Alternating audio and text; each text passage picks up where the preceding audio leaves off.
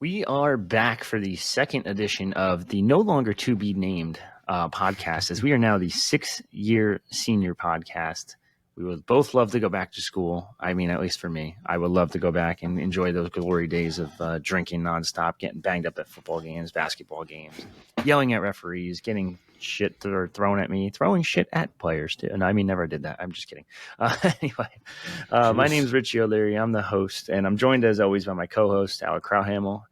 Alec, what's the weirdest thing that's ever happened to you as a fan in college or student? I would say weird in a good way. Mm-hmm. Probably Jeff Anderson on multiple occasions, by the way. Multiple games has happened.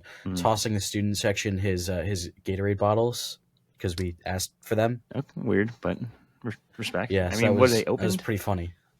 Yeah, so we kind of like waterfalled them. We waterfalled them. So I mean, it was cool. But, unfortunately, he is probably not one of the best officials in the Big Ten, but far from it. That was pretty funny. One thing that happened to some of my friends, I was broadcasting this game, but at the Georgetown Rutgers game last year at Jersey Mike's Arena. All my friends say that one of the Georgetown assistant coaches like flipped them off or something. I didn't see it, but they say that it happened. So it's not that hard to get under their skin when you're about like 10, 15 feet from them. And think about it, they're not going to jump into the stands and like attack you. So that's true. You can kind of say whatever you want. NBA a little different because they'll probably kick you out, as LeBron has done multiple times with fans. But anyway, not the point.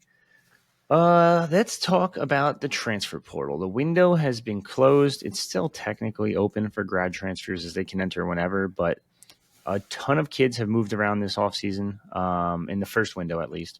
Let's start with the winners of the portal. I know we got a long list of winners here, but I feel like the consensus for most people has to be Miami as like a damn near number one, if not number one. Yeah, definitely. I mean, they got their quarterback. They got Carson Beck from Georgia. They got him pretty much instantly too, which wonder what happened there. But I mean, when your girlfriend's at Miami, it's pretty easy to sell that one. That's true. That's true. They got their quarterback. They also got James Brockermeyer from, I believe, TCU on the offensive line. Another huge addition. They've really done a good job of just kind of reloading, getting a guy like Charles Brantley, who's a pretty highly regarded DB from Michigan State as well. I mean, just looking at the transfer portal class they brought in, really a lot of high-level talent. And also you factor that in by getting your quarterback too. A quarterback that, he was definitely, I guess I'll say, maligned at times at Georgia this past year, but when you lose a guy like Cam Ward, you need someone who can stabilize that quarterback room on the offense, and that's exactly what they did by bringing in Carson Beck. And I felt like the weapons at Georgia also, weren't the best, which weren't exactly helping him. So we'll see how he does this year back at Miami. So they're definitely one of the big winners, not just because they get their quarterback, but that's definitely a huge part of it. Yeah, quarterback's interesting because I think Carson Beck's solid. I don't think he's great. I think he's just. I don't think and this is crazy to say because this is like this NFL draft class that everyone keeps talking about with Shadur Sanders and Cam Ward. Everyone keeps saying how it's not a good class. It's not a good class. And I look and I'm like, is next year's really any better? Like Carson Beck, is he better? No, I don't think. So I don't know how much he's going to elevate this Miami team. I know they were close to making the playoff, but like you said, Charles Brantley's pretty damn good. David Blay is really good out of Louisiana Tech, Pennsylvania guy. They beat out Penn State. They beat out Illinois for him. Someone else. Alex Bauman, kid from Jersey that we're pretty familiar with over at Red Bank Catholic, transferring up from Tulane. They got a nice little class actually going too. I actually thought Zachariah Poyser was going to go with Rich Rod to West Virginia, and that didn't end up happening. But a pretty solid class. But another winner that I really want to talk about is Oregon. Oregon lands just about anyone they want when it comes to recruiting in high school or the portal, just because Phil Knight's paying them anything they want. So what kind of stands out about that class? I mean, you look at some of the high-level guys they got at Dylan Tieneman, I think is how you pronounce it. Tieneman? I think you were right. Not sure how you pronounce Tieneman. it, I think that was right. Yeah. According to Rivals, the number 6 guy in the transfer portal rankings out of Purdue. Not a lot of things went right for Purdue over the last year, but his breakout was definitely one of them, and he entered the portal and cashed in, staying in the Big Ten. at Oregon. I mean, looking at just the individual rankings in the transfer portal for rivals, they have number 6, and then they got numbers 16, 18, and 20, or 21, excuse me. You get Isaiah World out of Nevada, Emmanuel Pregnon from USC. So taken from not just current conference rival, but one of those teams that they've really been battling in that West Coast backyard. You think Kayvon Thibodeau from California, that area, they managed to steal him from USC and back in the high school recruiting. And then at number 21, you got Mekhi Hughes, a running back from Tulane. So they're losing a lot on offense, including Dylan Gabriel, but I feel like they've set themselves up really, really well to kind of reload. And yeah, like you said, I mean, when you have someone like Phil Knight who can really just do whatever with the Nike stuff and things like that, it definitely helps. And they've done a really good job of just reloading. And I think is Dante Moore the favorite to start? I would imagine probably. Yeah, I'd be a little shocked if he didn't. They could have got a quarterback if they wanted to, I'm sure. Yeah, that is true. And then they lost a quarterback, I forget his name, who signed with them and then entered the transfer portal for some reason. Still not sure what happened there. You also get a guy like Bear Alexander, who had a lot of high-level teams going after him. He's played a lot of football at a lot of different high-level schools as well. So getting a guy like that also from USC. Yeah, I know. It seemed like he could have gone to Penn State. Well, no, not even that. 4 high schools in 4 years, 3 colleges in 4 years. Like, dude, what are we doing?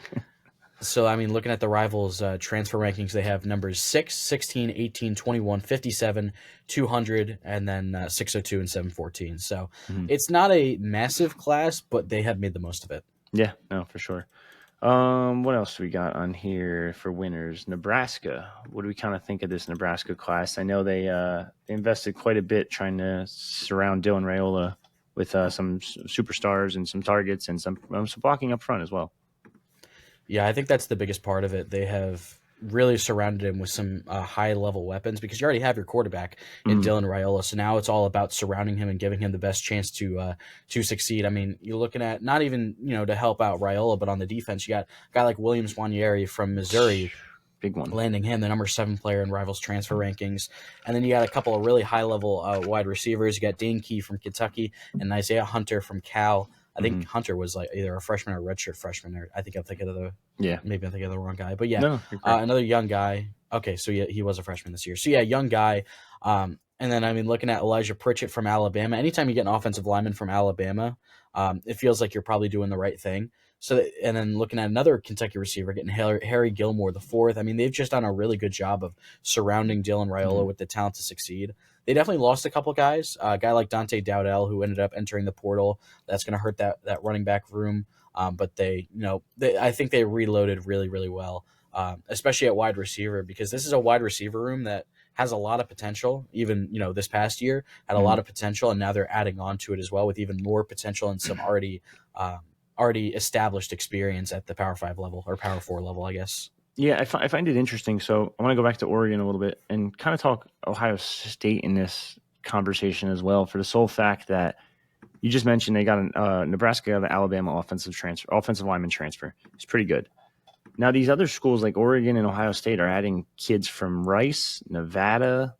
What was the other one? Texas State, I think it was, for offensive linemen. And I just feel like it's such a big jump. And it's so hard to judge kids at those lower levels. Now, do they have the size? Yes. Are they mauling people? Yes. But they're not going against really anyone that good. So it's just such a weird thing. Like Oregon did it last year with the Johnny Cornelius from Rhode Island, and he had his struggles really bad early on. He bounced back towards the end, but I just feel like it's too risky to take if you're Ohio State and Oregon to take kids like that versus Nebraska, who I kind of feel like did it the right way and went after a kid that they know is a proven product already from Alabama. Yeah, definitely. Exactly. That's kind of like I know we cover Rutgers, and Greg Schiano likes to say that recruiting is not a science; it's like an art. I think he says. It's always tough to see, especially in the transfer portal, because that you have that added layer of college experience that you have to kind of sift through as well. So yeah, we'll see. We'll see. Another big winner, definitely LSU. I feel like they did a really good job, despite some of their struggles the past couple of years, particularly on defense. But they did a really good job in the portal this year. they kind of retooled a lot of different positions.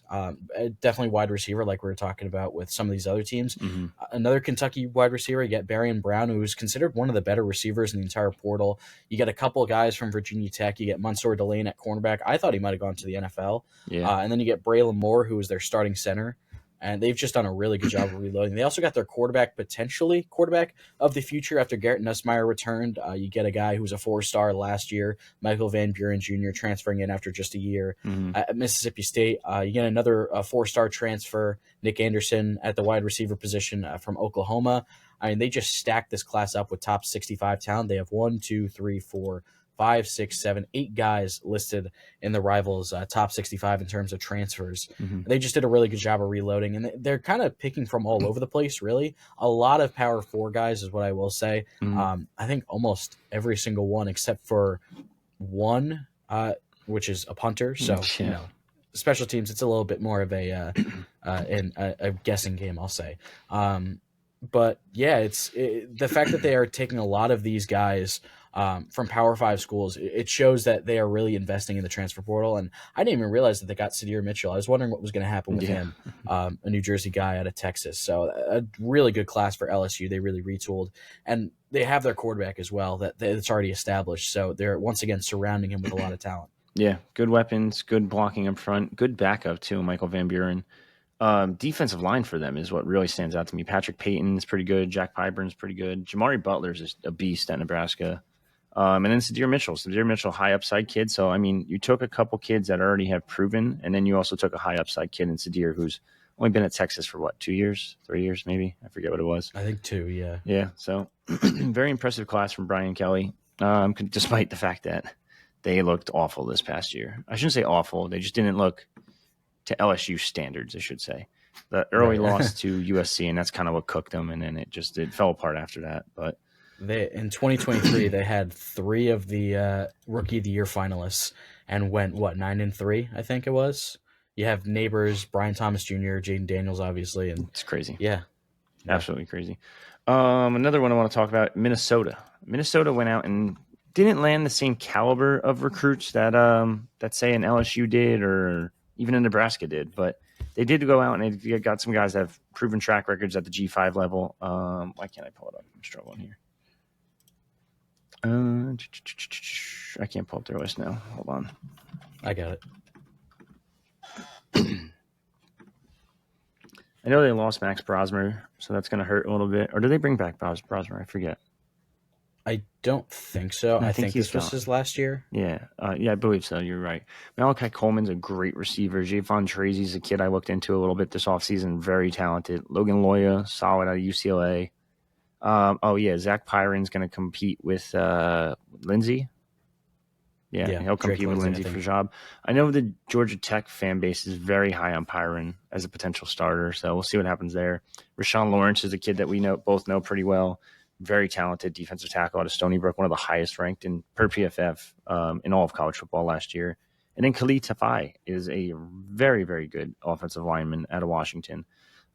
Just to land some of these kids, I'm like really impressed because they beat out several schools, whether it be the Nebraskas of the world, the Penn States of the world, the Colorados of the world. I'm trying to think who else. Illinois of the world. They beat out a ton of different Power 5 schools for a lot of these kids, and just a very talented class for Minnesota and PJ Fleck, who could bounce back pretty nice this season. Especially when you lose your defensive coordinator at this point in the year too. They extend him mostly to hold off a certain Greg Schiano, most likely. Yeah. And then they end up losing him to Miami anyways. I think the nature of his contract was if he left for another Big Ten school, he'd have to, or I guess the hiring school or him would have to pay back 100% of his contract. Mm-hmm. And then if it was a non-Big Ten school, it would be, I think it was a quarter, 25% of that, I believe, if I'm remembering it right. Yeah. And hence so why it shows that Miami doesn't he was care. very worried. He was very worried about one man taking Corey Heatherman away, and ultimately someone else did. Yeah, there's a little bit more to that too. Apparently, Penn State was looking into him as well as a defensive coordinator, knowing that Tom Allen was on his way out. And then, of course, Miami obviously just said, "Nope, he's ours." But I guess in that same vein, where they're not getting the same caliber of players that some of the big guys are, like LSU and Miami. Talk about the team that we cover, Rutgers. They completely have retooled their defensive line through the portal. And they've also added some plug and play guys as well. And they've also added some guys that have some years left. Yeah, I mean they added a couple different people. Jacoby Henderson's one that really stands out to me as not a lockdown corner, but a pretty solid corner. Cam Miller's probably in that same category. Jet Elot at safety is just a true baller from Canada. Really instinctual safety too. Always has a knack for where the ball's going, whether it be and kind of figure out if it's a run or pass play. And then I'd even mention probably their top four weapons, and that's the defensive ends and Eric O'Neill and Bradley Weaver, who are essentially both. I shouldn't say similar, but they're both very talented kids. And you combine those two on the same defensive line, and you just revamped your entire defensive line right there with those two, the two D tackles, two D tackles, yeah, two D tackles.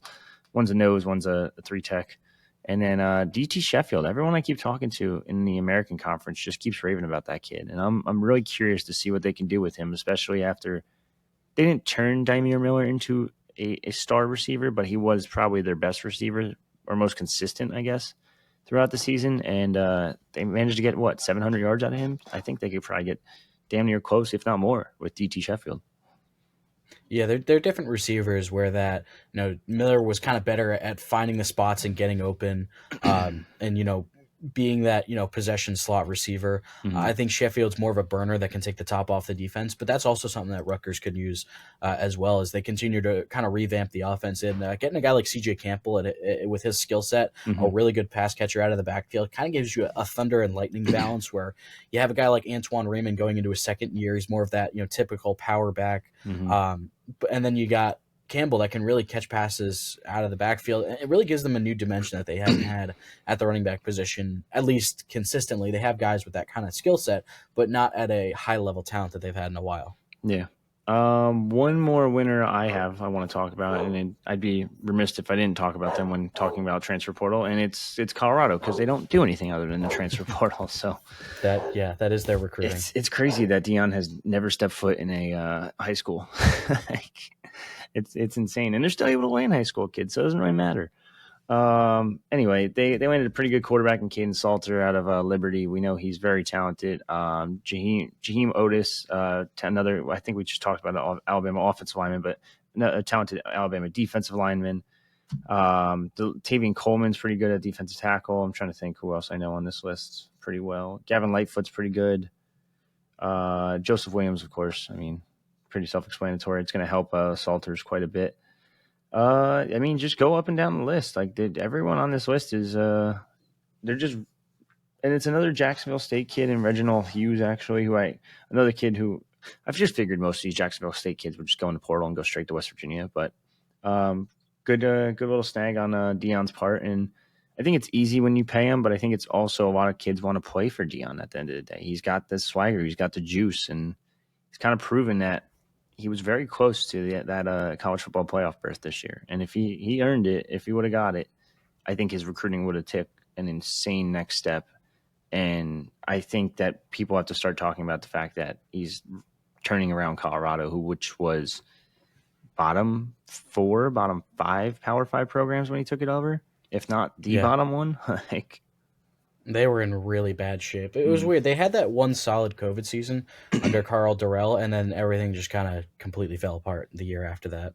Yeah, so very talented class from him. But let's talk some losers here. There's a lot of them to go through, to be honest with you. I think first and foremost, and we don't even have it on our list right now, I think you have to say Marshall. I know they added a bunch of pieces, but they lost not only their head coach late, but every single player basically transferred with him to Southern Miss in conference. I don't think you could take a bigger L than that. And then not only that, they had to withdraw from their bowl game because they lost so many guys at that point. So yeah, I think you're right about that. And I guess you could add Southern Mississippi as a not semi winner, but kind of like an honorable mention winner, because they land Charles Huff and they get so many guys from Marshall there. That was a whole really weird situation. I still don't. It wasn't just Marshall. I mean, it wasn't just Marshall. 38 total guys joined the Southern Miss roster this offseason. We know that the new roster limit's only limited to 105, so that is easily a quarter of your roster. More than that. A third. Jeez. 30 of your roster. Like, oh my God. Like, that's just insane. What a haul for Charles Huff. I mean, good for him for getting paid finally and everything. But to do it to your conference mate, like it's just diabolical. And it's funny. He basically took the college football 25 dynasty route, where he builds up Marshall into probably the best team in the Conference USA, and then Yeah. decides, you know what, I'm going to go to Southern Miss, the worst team in the Conference USA, and you know watch what I see do if I can. again. Yeah, exactly. See if I can do it a second time. So yeah, that's got to be my number one loser. Number two is actually a team I cover pretty religiously, and I can't say that they've done well at all in the portal. Penn State has struggled mightily. Did they land a good receiver in Devontae Ross? I think he's okay out of Troy. He's a slot guy. Could probably play the outside if you need be, because the outside's turned into, it doesn't really matter what your height is anymore. He's got the speed, but he doesn't have that breakaway that I really want to see out of him. Kyron Hudson, I'm actually very, very high on. I think he could be really talented in the right offensive system. Is Penn State that system, considering they run the ball probably 50, 60% of the time? It's probably more like 60, to be honest. I don't know. To be determined. Drew Auer needs to kind of open his eyes a little bit more and needs to see the field a little bit better in order to get these guys the ball, too, and that's the bigger issue. And they went out, and they're only losing one offensive lineman this cycle, so it's really not that bad. TJ Shanahan could come in and replace that pretty easily. He's a kid who made spot starts at center, tackle, and guard for Texas A&M over 2 years. Owen Wafel project, but 4-star. They beat out a couple different schools. I think it was Oklahoma, Rutgers. I'm missing one. I can't remember. Oh, North Carolina. And then Nye White's another kid who, like, similar boat, where he just wasn't able to really produce. He also got hurt for a year at Texas A&M.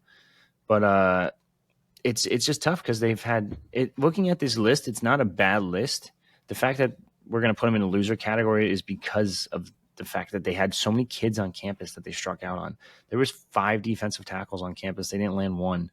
There was 5 wide receivers that were either on campus or scheduled to be on campus, and they either didn't make it to campus or they visited and then went elsewhere. There was 4 safeties, and we just talked about one in Dylan Thieneman, whatever it was, the kid from Purdue, who they were pushing really hard. Bishop Fitzgerald was a kid they were pushing really hard for. These kids end up going elsewhere.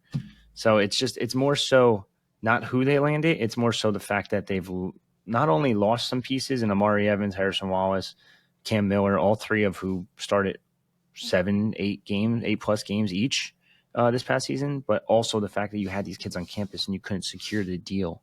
I don't know whether it be money or whether it be Central Pennsylvania. Like, not a lot of kids want to go there. It's a tough sell. So that's why at times, as much as people hate on Franklin, I got to give him a little bit of credit because somehow he's able to convince high school kids at least to go there. Portal kids, maybe not so much. Yeah, it's an interesting area out there, and yeah, I agree with you. It's not exactly who they got that makes them a loser. I think it's who they didn't get, who they've missed out on, things like that. And I guess you could see Wafel looking like a good addition down the line, especially if you can land his brother Luke, who is one of the more highly regarded defensive linemen in the state of New Jersey in 2026. So I'm sure that's a big part of it as well. And yeah, the wide receiver room for Penn State had struggled this year. Say that again. Yeah, it showed when they had 0 catches in the game against Notre Dame. But then I feel like, Kyron Hudson, Devontae Ross, they're good additions, but they're not that true game breaker, especially when you're losing a lot of talent already in that receiver room as well. Yeah. I'm looking now. I have on my list 1, 2, 3, 4, 5 wide receivers they showed interest in at the very least. I'm sorry, 6, 7, 8 wide receivers. They landed 2 of them. I show 1, 2, 3, 4 defensive ends. They landed none of them, or one of them. Sorry. 1, 2, 3, 4, 5, 6, 7 defensive tackles. They landed one of them, or 2 of them. Sorry, Owen Weffel. 2 linebackers, didn't land either of them. 4 safeties, didn't land any of them. It's like that's got to be a loss. Like, you can't justify that any other way. Who else? Wisconsin did lose a couple different pieces. Let me pull up their list real quick. I just had it before. They lost both their quarterbacks for one, Tyler Van Dyke and Braden Locke. That definitely doesn't help. Not a great look right there. Especially, I think Locke might have followed. I think he might have followed Phil Longo to Sam Houston State, or maybe I'm thinking of someone else. I'm looking right now. Ironically, a cornerback did, and Jace Arnold. Um, he also, yes, no, Mabry Mature followed. That's who it was. Yes, yeah, they lost a lot. Wow, holy shit! I didn't realize how much they actually lost. I know we had them on the And list, but damn, and then of course you have the saga with Xavier Lucas. I found their outgoing list, by that the was way. interesting to say the least. Xavier Lucas, for those of you that don't know, signed a rev share agreement with Wisconsin, but decided he wanted out, and they got pissed and said, "No, we know you already have your plan. You have your location ready to go and everything." And that's how most of it works, to be honest with you. And now he's gone. And there's some names on that list that I really thought were going to be really good. Like a Tywee Walker, even this season was pretty solid. Especially without Ches Malusi. Yeah, Tyler Van Dyke, I kind of always thought sucked, to be honest with you.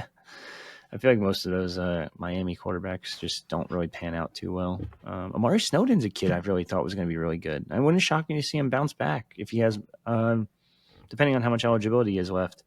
Leon Lowry, Jersey boy, pretty solid. I think he's from New Brunswick or North Brunswick, actually. Mm-hmm.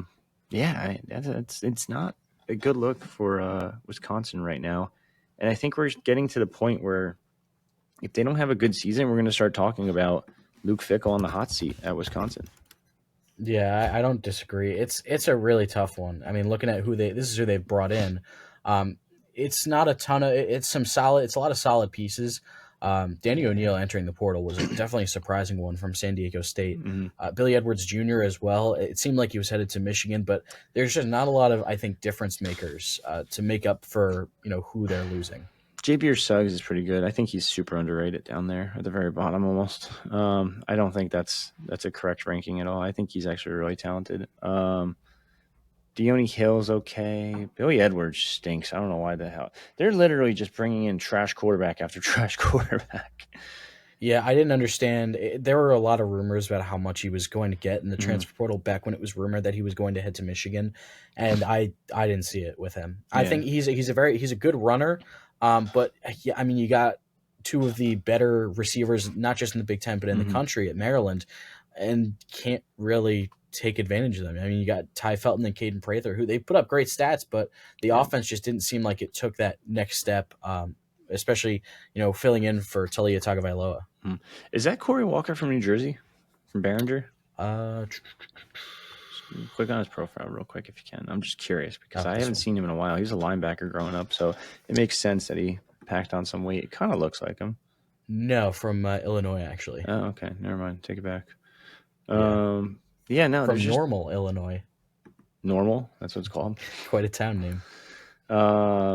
Yeah, and the only thing not normal about this is this recruiting class. It's not good. It's not a good portal haul, and they lost more than they gained, and that's here's the fat L for Wisconsin. Especially since this is kind of a put up or shut up year for Luke Fickell in his third season. I thought it was a home run hire. I thought the only way he would leave Cincinnati is if Ohio State were to open, but obviously he took the Wisconsin job, and yeah, it just really has not worked out for him. Yeah, it stinks because he was pretty good at Cincy, so whatever. Moving on, USC, another Big Ten team. Zachariah Branch out, Deuce Robinson out, Kyron Hudson out. There goes your whole wide receiver room, basically. Quentin Joyner, pretty big loss. Another Branch, Zion Branch gone too. He's pretty talented at safety. Emmanuel Pregnon just leaves and goes to your not rival, but like Big Ten geographical rival in Oregon. Bear Alexander quit your team mid-season to go to Oregon, basically. If you look at that list, there's just a lot of Big Ten teams on there, and that's where it's kind of a kick in the nuts. It's like, damn, like it's never a good thing when you look at the outgoing transfers and you say, wow, that's a lot of high level talent, especially when you look at the rankings. Mm-hmm. And that's kind of what's happening here. Another guy and who's they even hot seat, right? I would say. I think or warmer seat, I should say. Yeah, I think close to, yeah. And you lose Miller Moss to Louisville. I thought Miller Moss was okay. He was good, I think. But it just seemed like he kind of lost his footing towards that midpoint of the season, and then they go to Mayava, who I think was fine. I'm interested to see how he does next year. So yeah, it's a really tough class, especially because, like you said, you lose basically your whole wide receiver room. And if we look at who they brought in, I mean, I don't think they brought in too many difference makers to replace them. I guess we'll have to take a look at it and see who they actually brought in. Yeah, I mean, they did. No, they didn't at all. Never mind. Eli Sanders was a solid running back. You get Bishop Fitzgerald, who it looked like he was headed to Penn State, and they kind of took him from NC State. Mm-hmm. I believe he was basically tied to Tom Allen. That was a big part of his reason for wanting to go to Penn State. And then he leaves for Clemson, and he's back open for business. The thing that's mind-boggling to me right now is they're probably going to rock with a young quarterback. I'm assuming Sam Howard isn't going to be the guy, but maybe he is. Who knows, to be honest. But it's just crazy to me that a guy like Lincoln Riley, who's coached Baker Mayfield, Kyler Murray, Jalen Hurts, Spencer Rattler, he turned around even into a good quarterback, and Caleb Williams even. And I know he brought Caleb with him to USC, so a little different story there. But he's coached so many like Heisman Trophy either finalists or winners, and now he's at USC and can't put it together. Is it just the Big Ten? Is that hard for him? He doesn't understand how to play complementary football because, yes, you've played offense your entire life in the Big 12. You played no defense. You can't get away with that in the Big 12 or Big 10. Yeah. It's literally a defense-first conference. I'm assuming they're going to rock with Jaden Mayava because that's what they did at the end of the year when they ultimately benched Miller Moss. Yeah. But, yeah, this is going to be a very fascinating year down in Los Angeles for both of the teams, really. I know UCLA is not really on any of our lists, but for both teams, really. Yeah. Speaking of our list, I accidentally just exited out of it. Who's next on that? All right. Next up, we got Washington State, who lost a ton in the portal. That would power 2 problem right there. It's kind of what happens when your conference doesn't mean much, and with revenue sharing coming into play, all these kids want to get paid. And unfortunately, if you're not part of the Big 10, SEC, I'd even argue the Big 12 at this point. You could argue a little bit of ACC. Some of the schools have money for rev sharing, some don't. So, I mean, if you're not in the Power 4 right now, you're probably going to want to get out real quick. And that's why you see G5s being picked apart left and right this offseason. You're seeing, like you just said, Washington State being picked apart. I didn't look into Oregon State's transfer portal class that much because I didn't see any rankings for them really, but I would assume they probably got picked apart a little bit as well. Yeah, well, it also doesn't help when you lose your coach to Wake Forest. And then not even just your coach, but then your quarterback, your offensive coordinator leaves for Oklahoma. True. You lose and then John Mateer, their star quarterback, follows him. Finally brought up the list. I mean, John Mateer was the number 2 player according to Rivals in the entire transfer portal. He was only unseated by Carson Beck when he entered later on in the process. But they just lost a ton of talent, and especially when you consider that Washington State obviously no longer a Power 5 team. They had a lot of talent and they lost a lot of it. They had a really good season, and now obviously Jake Dickert's at Wake Forest taking over for Dave Clawson. They lost a lot of talent on this team. Yeah, Stephen Hall, the former JUCO, really solid kid. You said the quarterback already. They lost a lot too. They lost 3 offensive linemen and 2 wide receivers to Wake Forest. The DB, not a great look, especially when kids are willing to. And I know they're following a coach, but just willing to pick up and go all the way across the country, just not to just follow a coach is kind of crazy to me at times. But yeah, I mean, hell, 2 quarterbacks down, your quarterback room's depleted. How many DBs are on this list? 1, 2, 3, 4, I think. This is a rough look for them. Until they join a conference, and it doesn't look like they're going to. They're going to try to remake the Pac-12, which is essentially just Conference USA West. It's not good. Yeah, I think they made a solid hire by getting Jimmy Rogers from South Dakota State, who's consistently been one of the better FCS teams. Mm-hmm. So, I mean, looking at who they brought in, at least that's listed on Rivals. They got a few guys from South Dakota State, obviously. I think they have a lot more, actually, that just aren't listed here, which makes sense at the FCS level. But, I'm very interested to see how Washington State does when you lose Ben Arbuckle. You'll lose Jake Dickert, who really brought this program up and guided it through this transition for the last few years too. So it's going to be a very interesting season out in Pullman, and unfortunately has not been the same since Mike Leach left for Mississippi State. Rest in peace, Mike Leach. Yeah, legend. Move back to the West Coast or East Coast real quick. Virginia Tech. Virginia Tech, we know this is, if you see the continuing trend here, it's either guys that are on the warm or the hot seat at this point. These are just guys that have kind of no bright looking future, I should say. Purdue ended up adding a couple pieces, but they've lost more than they added. You just mentioned Dylan Thieneman, however you pronounce it. One of the top, 5 kids in the portal? Oh, I'm sorry. I'm messing up now. Virginia Tech. I'm sorry. You mentioned Mansour Delaney before. That's what it was. We mentioned Braylon Moore before. It's just, look at that list. It's not good. You're losing kids to Purdue. You're losing kids to Appalachian State. You're losing kids to SEC programs. Like, you're basically just become Temple of Virginia. That's a wild comparison. I mean, honestly, I'm just thinking out loud. Some of these guys I thought were going to be headed to the NFL. Instead, they entered the portal. Mm-hmm. Like I said, a guy like Mansour Delaney, a guy like Jalen Stroman, who's going to Notre Dame, who's basically become a DB factory over the last few years. They lose Bashal Tutin, I believe, to the NFL, and then the guy who was kind of supposed to come in place of him, Malachi Thomas, who served as his backup, is headed off to Purdue to join that new coaching staff. So.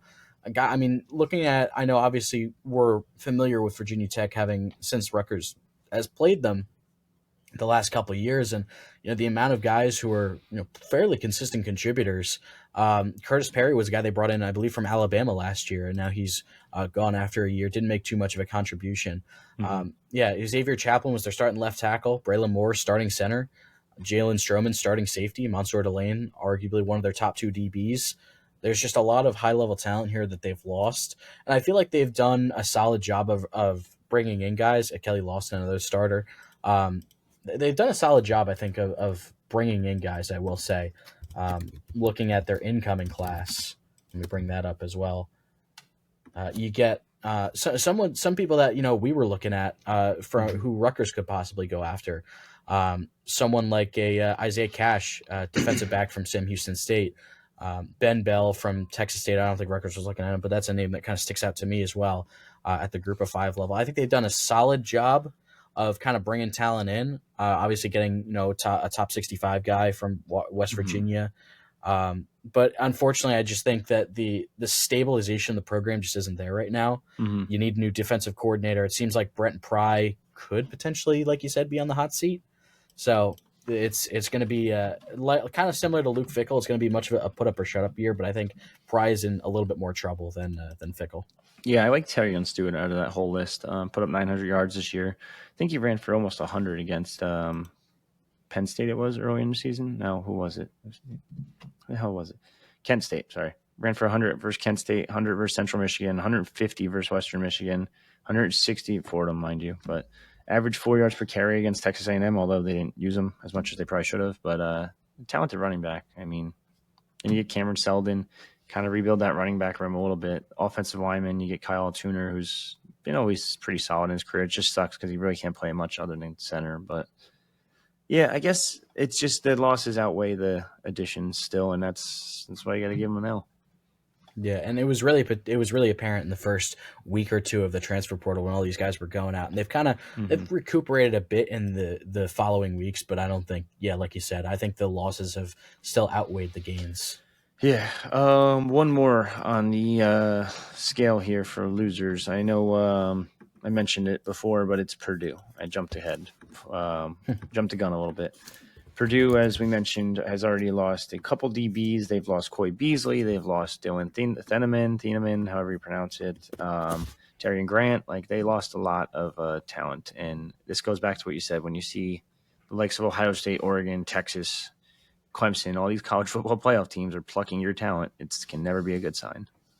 And not just that, the amount of Big Ten teams that have gone after a lot of these guys as well. I mean, you look at a guy like Yanni Karlaftis. He's, I believe, from West Lafayette. His brother George was a star at Purdue. Now he's a star in the NFL for the Chiefs. He goes out. Tavion Galloway going to Middle Tennessee. I think he was a solid tight end for a couple of years. I mean, there's a lot of high-level talent, particularly on a team that went, 1-11 this year and fired its coach. There is a good amount of talent here, and it's unfortunately getting picked apart by the transfer portal. And then you look at who they brought in. I mean, Barry Odom did a really good job at UCLA or UNLV, excuse me. They brought in, obviously, you get a couple guys from UNLV, but it's definitely going to be a rebuild. Yeah, 100%. Not many people can rebuild without NIL, and they probably have the least out of every school in the Big Ten. So, long way to go. Now, they did land a solid one, actually. Now I'm looking at this right now. CJ Nanelli. I was actually going to mention him too. Yeah. He's very, very talented, despite playing in Akron. Jeez, I can't talk today. Malachi Thomas is decent. I don't know how much he'll help in the Big Ten level, but he'll be okay.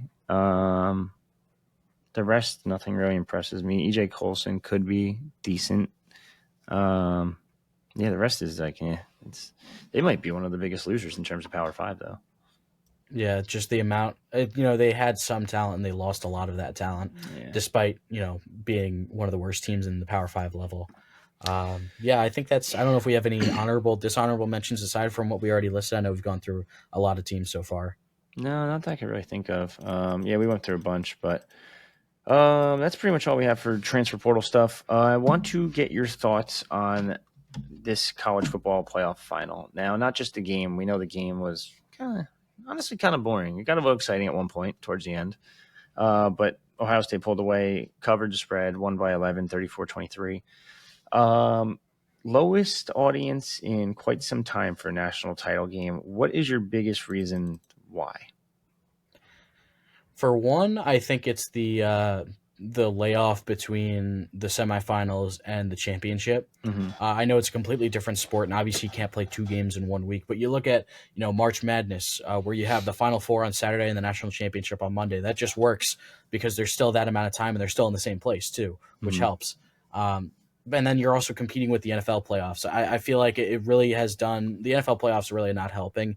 They're taking a lot of the attention away, and it's also not helping them get the best time slot because now the NFL has taken over both Saturday and Sunday for their playoffs, which kind of takes away some of the luster that college football has. And, I feel like Monday night in the middle of January, a week and a half or so after the semifinal games just isn't the best timing to have it, especially when you look at looking at the coverage, where it says it starts at 7:30, it doesn't actually kick off until like 7:45 or 7:50, and then it takes like 4 hours. That's also been a consistent problem, even without the 12-team expanded playoff. It just takes so long as well. So I think those are definitely part of it. I'm not sure how to fix it. I don't know if you can move the playoff schedule up by a week and have the final sooner. I just don't know. Maybe you make the national championship instead of that Monday night, you make it that Friday night instead. I don't know how much that would help. But yeah, it's definitely the expanded playoff, the structure definitely hasn't helped the scheduling of it, I would say. Yeah. See, I always thought Super Bowl Sunday was always on Sunday for the sole fact that everyone gets pissed off, number one, because it's on Sunday, it's not on Saturday, because everyone has to go to work the next day. But college football's day of the week has always been Saturday. So why are we not playing the college football national championship on a Saturday when people could sit down, watch on TV? You get probably the best or most views, I would say, in general. I think you'd get better advertising numbers. I think everything would just pay for itself at that point, which it kind of does. But I just never understood why they shift away from a Saturday. Yeah. The problem was they had it on a Monday for really the entirety of the playoff existence. But then the NFL swooped in and decided, hey, there's nothing going on this Saturday. We'll just take both days. So it's kind of hard to go back to that now because then you're competing with the NFL once again, which I think they already did for some of these semifinals or quarterfinals or first round games as well. So you're battling with the NFL, and when you're battling with the NFL, you're never going to beat the NFL when it comes to a ratings game or an attention game. The NFL is king. That's the problem. Can you convince the NFL and be like, dude, just go to Friday or something? Like stick to Friday, or stick to your Thursday, Sunday, Monday schedule if you have to. If you have to play playoff games on Mondays, do it. Like just leave us our Saturdays, leave it alone. And I think you could negotiate there because now that the college, you can't actually because it's ESPN. I'm thinking it's college football playoffs on NBC and all that. It's not. It's an ESPN, and they're basically going to say F you to ESPN because it's the only thing ESPN kind of owns at this point. Damn. Yeah, that stinks. I mean, maybe move it back a week, like you said. Don't start December 27th or 25th, whatever it was. Start December like. So do you really need 4 weeks to prepare? Right, and then you got a lot of these. Well, I guess if you keep the bye system, but then you have the teams that are losing in their conference championship games that aren't getting the bye. Then you don't want to screw them over by giving them like only a week off when a lot of these other bowl teams get a month. So they're in between. They're stuck between a rock and a hard place right now, I think. Yeah, they have to change it up though. Maybe just any other. Maybe the Friday night thing might be better. It's Monday nights are just it's not ideal. And then yes, I know there's Monday night football, so don't argue with me there. But like again, that's the NFL. The NFL, yeah, and it's just rules all. It's insane. You're right though. I don't know how you fix it to be honest. I think for starters, maybe dump ESPN, but that's just me. And they just own the contracts for all these bowls, and that's the problem. Like I think almost every single bowl game I watched this year was on ESPN, if not all of them. There were a couple that were on Fox, but not a lot. Yeah, so unless that changes, I really don't think anything's really going to change. But it was a 12% drop from last year's college football championship. Part of that might be the reason of the teams, I guess, maybe too. But I feel like Notre Dame's got a big fan base too. I feel like it might be a little bit of like fatigue where we're on. I don't want to say it's tough because like there's just so much college football now where you have the 12-team playoff, you have all these bowl games. Like the national championship, it's like, especially when you have that like week and a half off, it's just like, oh, great, more college football, which obviously for college football fans, you wouldn't think they would say, but it's just a little, I don't, maybe it's a bit of fatigue. I don't know for sure though. Maybe. Yeah, we're going from 13, 14 games to 16. So it's like, for some schools at least. I'm not saying every school, but yeah, it takes its toll. That's really all we got. I don't think we have anything else. That's I was going to say there are some interesting storylines on some national defensive coordinator searches. Yes, Al Golden's gone, so now Notre Dame needs one. We know Penn State needs one, and Ohio State might need one now too. We know Oklahoma needs one. Oklahoma needs one, and they're all fighting for the same guy, basically. So little insight. I know more than I probably should with this whole race. Penn State feels like they have Jim Knowles locked up. They offered him 3 in the 2.8 to 3 mil range originally. Oklahoma came back, offered 3 mil on the dot. Penn State came back and offered him 3.2 mil, making him, no matter what amount out of those 5 amounts, whatever I said, making him the highest paid assistant coach in college football, surpassing Blake Baker from LSU. Penn State's confident. Oklahoma's confident. Notre Dame came out of nowhere, kind of like a dark horse candidate. I don't see them getting him, to be honest. And then there's Ohio State, where he's apparently not well liked there when it comes to other assistant coaches, which, whatever, it is what it is. I mean, you can't please everyone. Now, the decision he has to make is he's a Pennsylvania guy, he's a Philadelphia guy. He's very big on Penn State. There's a lot of state pride in anywhere in Pennsylvania. It doesn't matter. And I know Philly's not state college. It's totally different worlds completely. But he has a lot of state pride, wants to go back and potentially coach I can't say alma mater because it's not his alma mater, but his home school, I guess you could say. His wife is from Oklahoma, still lives in Oklahoma, I was told, and wants him to go back to Oklahoma because they were at Oklahoma State for 3-4 years. I'm sorry, not wife, fiance. So that's a factor. Now, there's all kinds of rumors out there that she might have just resigned from her job, and now it's starting to speculate like, oh, she might be going somewhere else. And it sounds like Ohio State's going to try to keep him, but he doesn't seem like he's content there. Notre Dame's pushing.